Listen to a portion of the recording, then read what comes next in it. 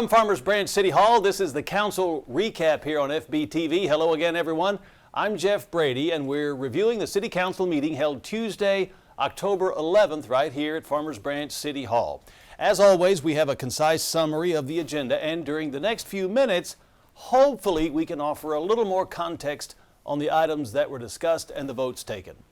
During the study session, the Council received an update from the Parks Board, also a proposed modification to the Property Maintenance Code, a proposal to modify local zip codes, and a review of a potential new neighborhood partnership program. During ceremonial items, Mayor Pro Tem Merritt read a proclamation designating the entire month of October as Fire Prevention Month and recognizing several members of our fire department who work in fire prevention. He also accepted a donation to fund a park bench in memory of Barbara Dale Johnson. The City Council then voted unanimously to accept that donation on behalf of the city. Also, during the citizen comment section of the meeting, one resident voiced a concern that Council Member Williams may have recently moved out of District 3 and would therefore no longer be eligible to serve on the council. Mayor Pro Tem Merritt called a short executive session to consider the issue, and during this time, Council Member Williams recused herself from the rest of the meeting pending further legal review. Our interim city manager, John Land, explained the unusual sequence of the meeting. So there's apparently a change in residency amongst one of our council members, and there's a thought that perhaps that person is no longer living within the district. That person has sought legal counsel, and we're waiting for that opinion. So what happened tonight? Out of an abundance of caution, she recused herself from this meeting. We're waiting to hear back from our attorneys.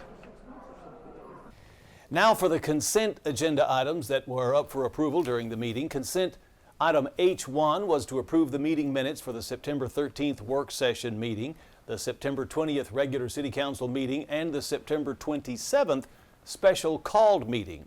Consent item H2 was to approve a resolution denying Encore Electric Delivery Company's application to change electric rates within the city. Consent item H3 was to consider approving the execution of a residential demolition rebuild program incentive agreement for the owner of the property located at 3165 Golfing Green Drive. Agenda item H4 was to consider approving an agreement with SHI Government Solution for managed detection and response services and vulnerability management services through the State of Texas Department of Information Resources for a 3-year term. Consent item H5 was to consider affirming the appointment of a shared board member with the City of Plano to serve on the Dallas Area Rapid Transit or DART Authority Board of Directors.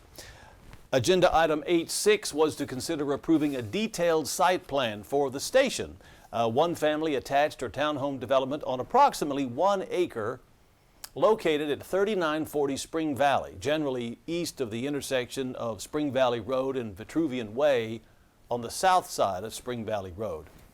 And agenda item H7 was to consider the appointment to the Planning and Zoning Commission and a City Council liaison appointment to the MetroCrest Hospital Authority. And lastly, consent item H8 was to consider approving the authorization for the interim city manager to enter into a Microsoft Enterprise Volume Software license agreement with SHI Government Solutions for that same 3-year term.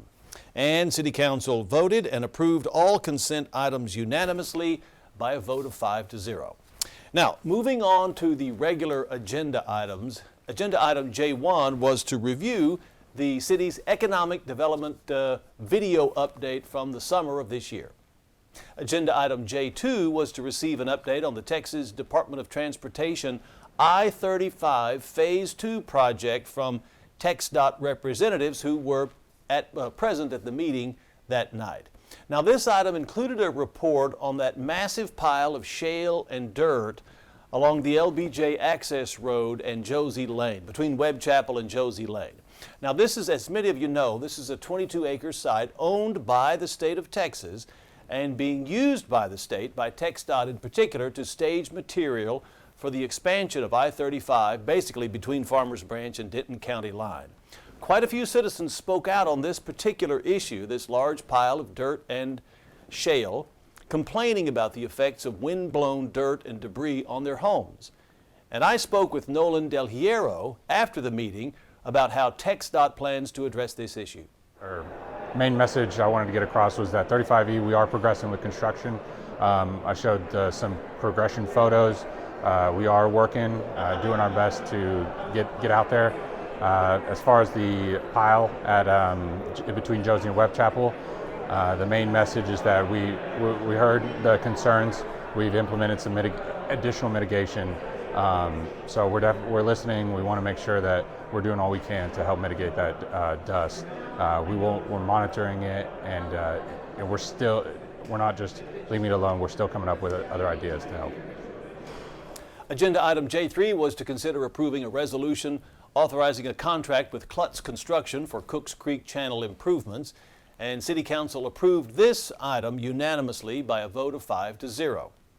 Agenda item J4 was to consider adopting an ordinance amending the Code of Ordinances related to fee established pursuant to Chapter 86 Utilities, Article 4 Services, Rates, and Billing Procedure, and water service rates to address a temporary rate. And City Council approved this item also unanimously, vote of 5-0. And that'll do it for this council recap. As a reminder, every regular meeting of the Farmers Branch City Council can be seen live right here on FBTV. That is Spectrum Channel 16 in Farmers Branch, AT&T UVerse Channel 99 throughout the Metroplex, or you can find it online at farmersbranchtx.gov. This meeting was also streamed live on our Vimeo and YouTube channels. Now, this particular program, Council Recap, will be made available every day at approximately 10 a.m. and then again at 2:30 p.m. here on FBTV.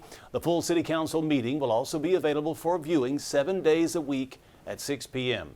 In the meantime, the next regular meeting of our City Council will be held October 25th of this year, starting at 6 p.m. as always here at Farmers Branch City Hall. Please note that all meetings are subject to change, so be sure to check the city's website for updates or call us at City Hall at 972-247-3131 for more detailed information. Until then, I'm Jeff Brady, and you are watching continuing coverage of our Farmers Branch City Council and other matters here on FBTV. Please stay here.